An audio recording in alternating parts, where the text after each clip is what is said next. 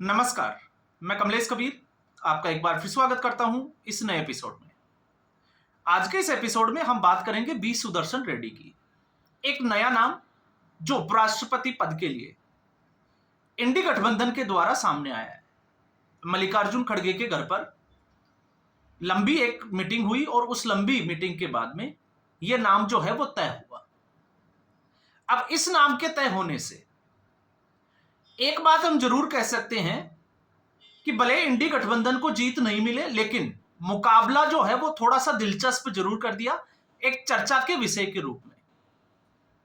क्योंकि अगर आप देखोगे तो एनडीए की जो रणनीति है इस वक्त, क्योंकि दोनों सदनों में अगर कुल मिलाकर आप देखोगे तो इस वक्त एनडीए के पास 422 मत है और जीत के लिए 394 मतों की जरूरत है। तो ऐसी स्थिति में इंडी गठबंधन जो है वो बहुत पीछे दिखाई देता है।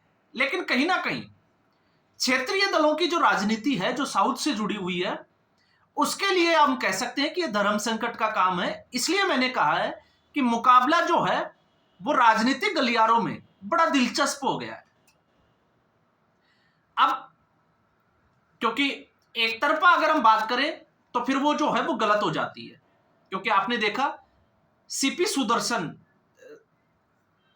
अगर हम उनके नाम को देखते हैं, सीपी राधाकृष्णन के नाम को देखते हैं, तो कल हमने इसके ऊपर जो है वो विस्तार से एक चर्चा की कि वो तमिलनाडु से ताल्लुक रखते हैं और तमिलनाडु की राजनीति में, क्योंकि ऐसी स्थिति में ऐसे संवैधानिक पद के लिए क्षेत्रीय अस्मिता जो है वो किसी भी क्षेत्रीय दल के लिए बहुत ज्यादा जो है वो मायने रखती है। तो कल हमने बात की थी एआईडीएमके और डीएमके को लेकर, क्योंकि एआईडीएमके के बाद पास में राज्यसभा के 4 सांसद है, लोकसभा में उनके पास फिलहाल जो है वो एक भी सांसद नहीं है, और 22 + 10 22 लोकसभा और 10 राज्यसभा के सांसद डीएमके के पास है। तो कल हमने बात की थी, क्योंकि डीएमके जो है वो मुख्य तौर से एआईडीएमके मानकर चलिए उनका जो वोट है सीपी आप राधाकृष्णन को जाएगा, ये कंफर्म है। लेकिन क्रॉस वोटिंग का डर था कांग्रेस पार्टी के गठबंधन इंडी गठबंधन, क्योंकि अगर क्रॉस वोटिंग होती है तो उससे एक गलत मैसेज आएगा जिसमें इंडी गठबंधन की जो एकता है उसके ऊपर सवालिया निशान खड़े हो गए। लेकिन आज डीएमके ने, क्योंकि एमके स्टालिन ने क्षेत्रीय अस्मिता के बजाय जो है वो अपने गठबंधन को या गठबंधन धर्म को निभाने का फैसला किया है, वो कांग्रेस पार्टी के साथ खड़े दिखाई देते हैं। हालांकि क्रॉस वोटिंग का डर जो है वो अभी खत्म नहीं हुआ है, लेकिन अब यही चाल जो है वो इंडी गठबंधन ने एनडीए के खिलाफ चली है। अब एनडीए के खिलाफ कैसे चली है? क्योंकि ये जिस व्यक्ति को लेकर आए हैं उस व्यक्ति का राजनीति से तो कोई वास्ता नहीं है, इसलिए आप इनके ऊपर राजनीतिक तौर पे कोई आरोप नहीं लगा सकते। अब ऐसी स्थिति में आंध्र प्रदेश से ताल्लुक रखते हैं, तो आंध्र प्रदेश में इस वक्त सत्ताधारी दल के रूप में टीडीपी और इसके अलावा जगन मोहन रेड्डी की वाईएसआरसीपी। अब इन दोनों के बीच में जो है वो मामला उलझ गया। वाईएसआरसीपी ने सीधे तौर पे राजनाथ सिंह से बात होने के बाद एनडीए गठबंधन को, या हम कहें कि सीपी राधाकृष्णन को समर्थन देने का फैसला किया है।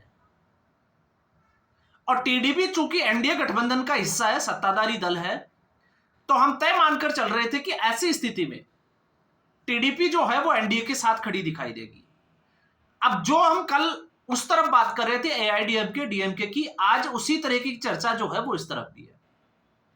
अब जब हम चंद्रबाबू नायडू की बात करते हैं तो चंद्रबाबू नायडू, कुछ गॉसिप्स तो जो है वो और भी तरीके के चल रहे हैं, लेकिन उनका कोई आधार नहीं है, इसलिए हमें उनकी बात करने की जो है वो मुझे लगता है कि इस समय इस वीडियो में तो बिल्कुल जरूरत नहीं है। तो ऐसी स्थिति में चंद्रबाबू नायडू के सामने भी अब वही स्थिति है जो डीएमके के सामने थी कि आप क्षेत्रीय अस्मिता को जो है वो प्रायोरिटी पे रखोगे या फिर अपने गठबंधन धर्म को जो है वो प्रायोरिटी पे रखोगे। तो एनडीए के गठबंधन के साथ जाते हैं तो फिर क्षेत्रीय अस्मिता वो थोड़ा सा जो है वो पीछे रह जाती है। और अगर जिस हम सुदर्शन की बात कर रहे हैं जो वाइस प्रेसिडेंट के उम्मीदवार है, अगर वो उनके साथ जाते हैं तो फिर गठबंधन धर्म जो है वो संकट में आ जाता है। अब वाईएसआरसीपी की अगर हम बात करें, क्योंकि आप ये कह सकते हो कि वाईएसआरसीपी ने जो है वो समर्थन कर दिया राधाकृष्णन का, लेकिन वाईएसआरसीपी का सबसे बड़ा वोट बैंक जो है वो रेड्डी समुदाय है। और जिस हम सुदर्शन रेड्डी की बात कर रहे हैं वो उसी समुदाय से ताल्लुक रखते हैं। तो क्या वाईएसआरसीपी जो है वो समर्थन देने के बावजूद क्या अपने समुदाय को नाराज करने की एक जिसको कहें कि तोहमत उठा पाएगा, जिसकी उम्मीद जो है वो कम लगती है। इसलिए जहां हम कल बात कर रहे थे कि एनडीए के पास 422 और 312 के आसपास जो है वो इंडी गठबंधन के पास है, तो -79 के आसपास जो है वो हमने बात की थी कि इतना जो है वो दोनों के बीच में फासला है। अब ऐसी स्थिति में एनडीए आश्वस्त था टीडीपी और वाईएसआरसीपी को लेकर और कुछ क्रॉस वोटिंग का भी, लेकिन अब जो आश्वासन वाली जो बात थी कि वो आश्वस्त था, अब वो जो है वो आश्वस्त नहीं है। ये फर्क जो है वो इस नाम के घोषणा के बाद में पड़ा है। लेकिन क्या ये जो 80 के आसपास जो जिसको कहें कि नंबर्स का जो आंकड़ा है, जिसका डिफरेंस है, क्या इंडी गठबंधन इसको पूरा कर पाएगा? तो इंडी गठबंधन इसको पूरा नहीं कर पाएगा। तो एक तरीके से हम ये तो कह सकते हैं कि एनडीए का उम्मीदवार जो है वो उपराष्ट्रपति बनेगा, लेकिन गॉसिप्स के लिए, क्रॉस वोटिंग का डर और एक राजनीतिक माहौल बनाने के लिए, या मैं कहूंगा कि इससे भी ऊपर एक मैसेज देने का जो प्रयास किया है इंडी गठबंधन ने, उसको अगर हम देखें तो वो वाकई जो है वो एक सराहनीय है। क्योंकि कभी भी हम जब बात करते हैं तो मुझे लगता है कि कुछ, क्योंकि आपने देखा होगा ऐसे लेवल पे एक वामपंथी मीडिया वाले जो लगातार जो है वो एक ही तरफ की रिपोर्टिंग कर रहे हैं और इस तरफ वाले जो प्रो मोदी मीडिया जिसको हम कहते हैं बीजेपी, प्रो बीजेपी मीडिया, वो एक तरफ की। लेकिन ये मुझे लगता है कि एक संतुलित जो है वो आकलन होना चाहिए दोनों उम्मीदवारों को लेकर। क्योंकि जब हम राजनीति की बात करते हैं तो राजनीति में मैसेज जो है वो बड़ा मायने रखता है कि आप जो है वो क्या संदेश दे रहे हो अपने साथी दलों को और जनता को, मतदाता को आप क्या मैसेज दे रहे हो। और अगर आप उस मैसेज में कामयाब हो जाते हो तो फिर आपको उसका जो है वो असर आगे जाकर देखने को भी मिलता है। तो यहां पर मजबूती दिखाई इंडी गठबंधन ने, और मुझे लगता है कि ऐसा जो है वो लोकतंत्र में होना भी चाहिए कि अगर एक ही तरफ से अगर सारी चीजें होगी तो फिर आप समझ सकते हो कि लोकतंत्र में हम कह सकते हैं कि मजा नहीं आएगा। लेकिन यहां पर अब दिलचस्प हो गया तो 7 सितंबर को जब चुनावी प्रक्रिया पूरी होगी तब तक के लिए पक्ष और विपक्ष पे जो है वो एक दूसरे के ऊपर आरोप लगाना, अपनी अपनी राजनीतिक रोटियां सेकने के लिए जो है वो किस तरीके की रणनीति अपनाई जाएगी। क्योंकि भारतीय जनता पार्टी ने बड़ी ही सोच समझकर जगदीप धनखड़ के बाद में, क्योंकि देर आए दुरुस्त आए, लेकिन पहली बार जब आप देखोगे तो अपनी ही पार्टी के किसी नेता को उन्होंने उपराष्ट्रपति पद के लिए नामित किया, उसके ऊपर भरोसा दिखाया। वरना अब तक जगदीप धनखड़ तो जो है वो भारतीय जनता पार्टी से थे नहीं। फिर क्या खेल चला और फिर किस तरीके से उनका इस्तीफा हुआ, उसके बाद से कहीं ना कहीं जो है वो बीजेपी के ऊपर आरोप लगे। तो ऐसी स्थिति में बीजेपी ने साउथ वाला जो है वो दाव खेला, और साउथ में भी तमिलनाडु का। और फिर उसके बाद में ये कल तक ये तय माना जा रहा था कि अब इंडी गठबंधन जो है वो मुश्किल में है और शायद इसके चुनाव की जरूरत ही ना पड़े। लेकिन आज इंडी गठबंधन ने फिर साबित कर दिया कि चुनाव की जरूरत तो पड़ेगी। इंडी गठबंधन चुप नहीं बैठने वाला, और यही जो है जिसकी हम बात कर रहे थे कि लोकतंत्र में ये चीजें जो है वो होनी चाहिए। तो जहां एक तरफ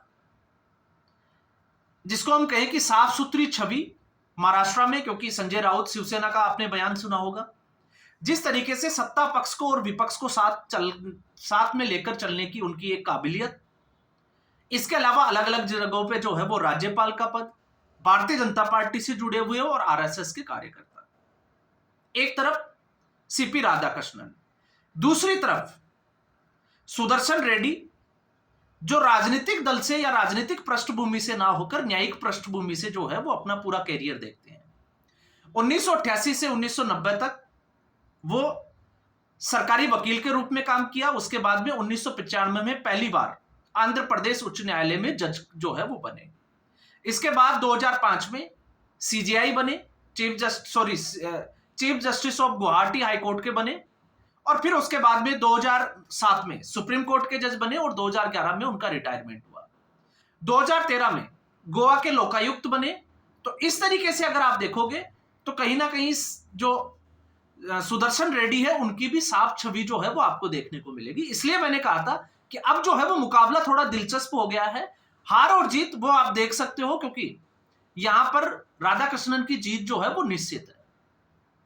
लेकिन अब जो है वो सवाल और जवाब और धर्म संकट अगर आप देखोगे तो क्षेत्रीय दलों के साथ है कि वो किस तरफ जाते हैं, और क्रॉस वोटिंग होती है तो वो किस तरीके से होती है, और जो हार जीत का जो मार्जिन है वो किस तरीके से होता है, और फिर उसके बाद में जो गठबंधन का रिएक्शन होगा वो किस तरीके का होगा, वो उपराष्ट्रपति चुनाव के बाद पता चलेगा। तो आज के एपिसोड में इतना ही।